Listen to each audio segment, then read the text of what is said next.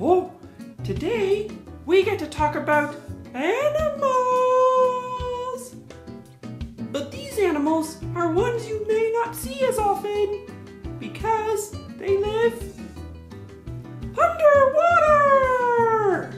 Yes, today we get to talk about animals under the sea. Well, just a few of them anyways. Well, I recently went to the aquarium with some special friends and we saw some interesting animals.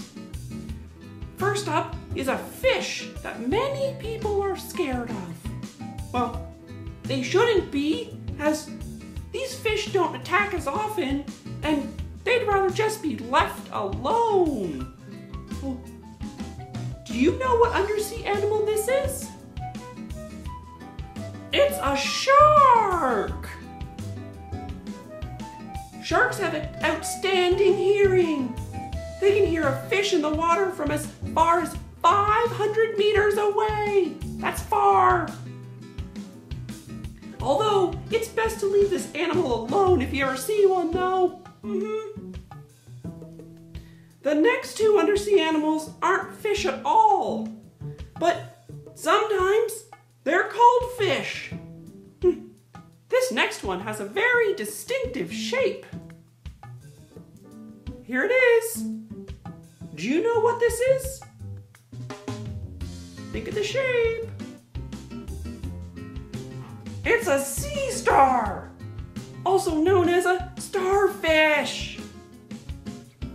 Sea stars have the ability to regrow a lost arm. It takes about a year, but it can lose an arm and get a new one. This is something we can't do. And now, one more. This one has no bones and is usually traveling in packs called blooms. You have to be careful with this one though, as it stingers on its tentacles. Oh, it's a jellyfish.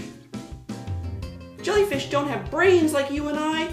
They have a network of nerves in their skin that help them move. Cool. Well, that's all for today. Thanks for spending time with me.